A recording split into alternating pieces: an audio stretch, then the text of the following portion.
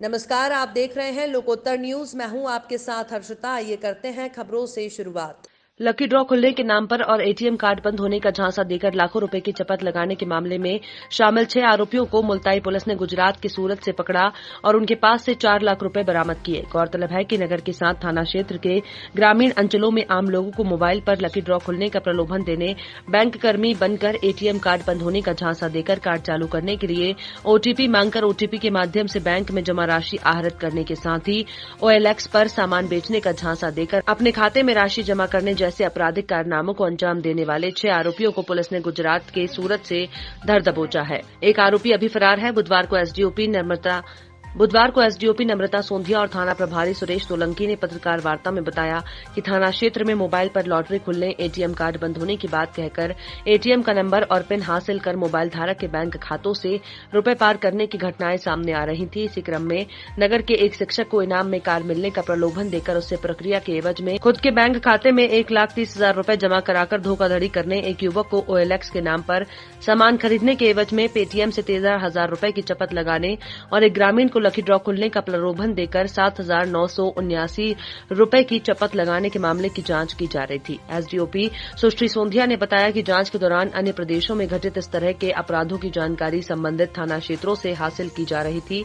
वहीं एक प्रकरण में जिस मोबाइल नंबर से फरियादी को फोन आया था, उस फोन की जांच के दौरान फोन की लोकेशन सूरत, गुजरात में मिल रही थी। इन परिस्थितियों में एसपी सिमला प्रसाद, एडिशनल एसपी श्रद्धा जोशी के मार्गदर्शन में टीम गठित की। थाना प्रभारी सुरेश सोलंकी के नेतृत्व में गठित टीम में शामिल उप निरीक्षक मोहित दुबे, आरक्षक रामानंद धुर्वे, गजराज सिंह, नितेश लोखंडे, अनिल धुर्वे, जगदीश कवरेती को आरोपियों की सूरत में मिली लोकेशन के आधार पर सूरत रवाना किया।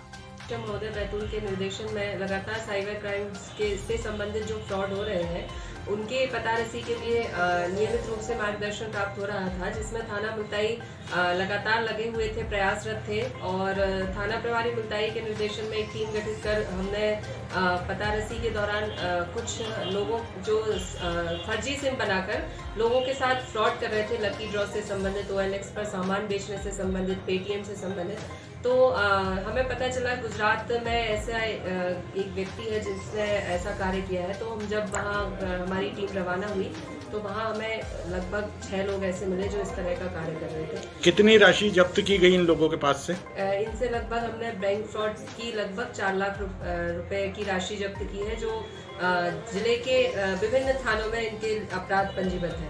धन्यवाद।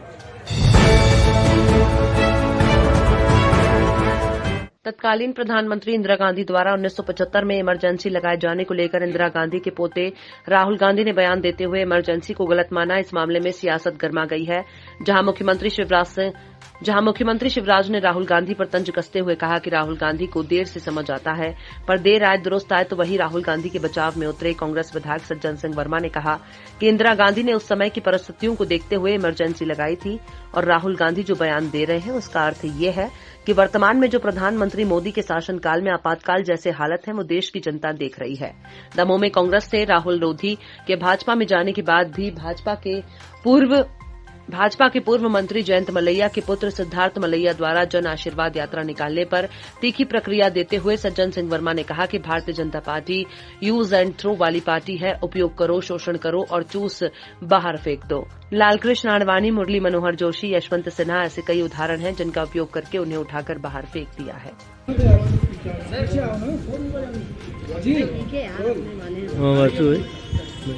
सर, अभी तक उपाध्यक्ष पद को लेकर कोई फैसला नहीं हो पाया है।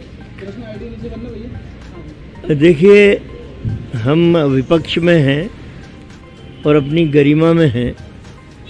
शिवराज सिंह चौहान ने कमलनाथ जी से वादा किया था कि हम 1 सप्ताह के अंदर अपनी पार्टी में निर्णय करके आपको बता देंगे और काफ़ी सार्थक बात हुई थी। लेकिन ये अपनी बातों से पलटने वाले लोग हैं। भाजपा के चाहे शिवराज चौहान हो या 15 लाख रुपए हर खाते में डालने वाले नरेंद्र मोदी हो, अभी तक इन्होंने कुछ बताया नहीं है। तो अब ऐसा होगा तो हमें तो लड़ाना पड़ेगा।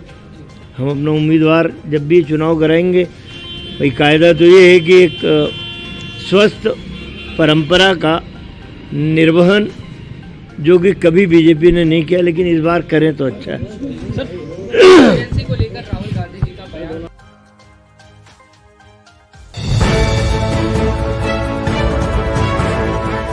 60 साल से अधिक उम्र की सिटीजन को लगाई जा रही कोरोना वैक्सीन पर मध्य प्रदेश के चिकित्सा शिक्षा मंत्री विश्वास सारंग ने कहा कि 60 साल से अधिक उम्र के ये सिटीजन्स को वैक्सीन लगाई जा रही है। आज दूसरा दिन है और अब तक कोई शिकायत नहीं है। उन्होंने कहा कि निजी अस्पताल में हितग्राही किसी भी समय वैक्सीन लगवा सकते हैं। सारंग ने बताया कि कांग्रेस के वचन पत्र बनाने के लिए ब्लॉक लेवल पर फीडबैक की तैयारी को लेकर कहा, कांग्रेस सिर्फ दिखावा और चाटुकारिता की पार्टी है, आम कार्यकर्ता की कोई पूछ परख नहीं है। बजट पर सारंग बोले कि कोरोना संकट में शानदार बजट एमपी सरकार ने दिया है। अंतिम व्यक्ति को मुख्य धारा से जोड़ना हमारा लक्ष्य है।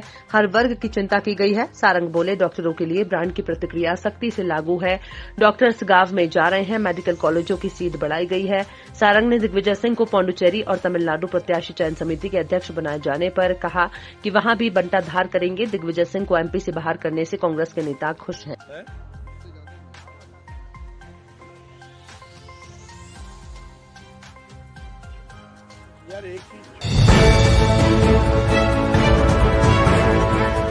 विधानसभा में बजट 2020-21 पेश कर दिया गया है, पर विपक्ष का आरोप है कि किसान कर्ज माफी और बेरोजगारी को लेकर सरकार ने कोई कदम नहीं उठाए। इस पर नगरीय प्रशासन मंत्री भूपेंद्र सिंह का कहना है कि विकास को रोजगार का सीधा संबंध है। अगर विकास होगा तो रोजगार मिलेगा। रोजगार का मतलब सिर्फ एक अकेले नौकरियों में भी 24,000 शिक्षकों की भर्ती सरकार कर रही है और विभागों में भर्ती की परीक्षा शुरू हो रही है। वो भी हो रहा है, लेकिन इसके साथ साथ जो विकास के काम है, विकास के कामों से रोजगार मिलता है और जिस तेजी से विकास के काम होंगे उसी तेजी से रोजगार भी प्रदेश में मिलेगा। वहीं सरकार का राजकोषीय घाटा लगातार बढ़ता जा रहा है, पर सरकार ने कोई नया टैक्स नहीं लगाया है।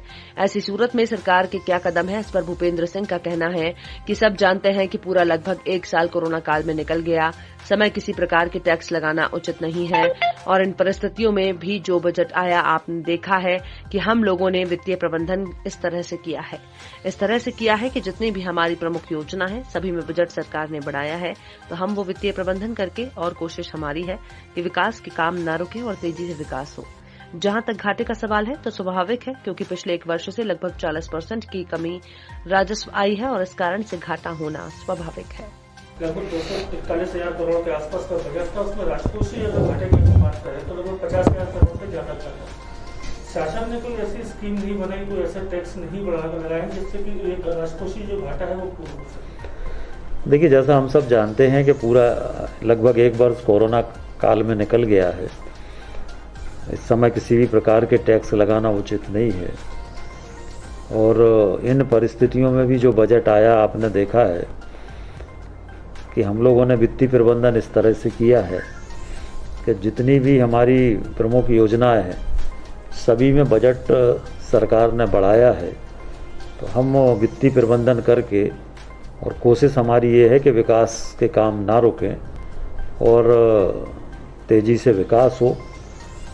जहाँ तक घाटे का सवाल है तो स्वाभाविक है, चूँकि पिछले 1 वर्ष से लगभग 40% की कमी राजस्व में आई है और इस कारण से घाटा होना स्वाभाविक है।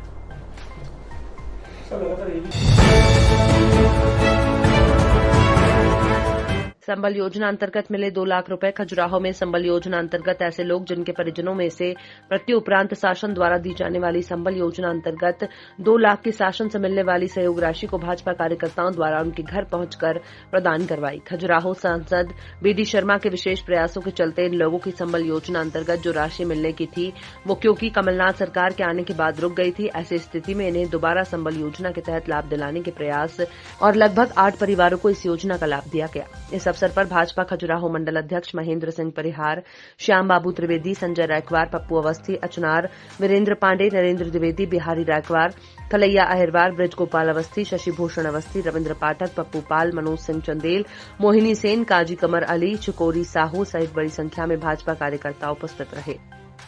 आपका शुभ नाम? श्याम बाबू त्रिवेदी। आज किस विषय को लेकर यहाँ पाए हैं?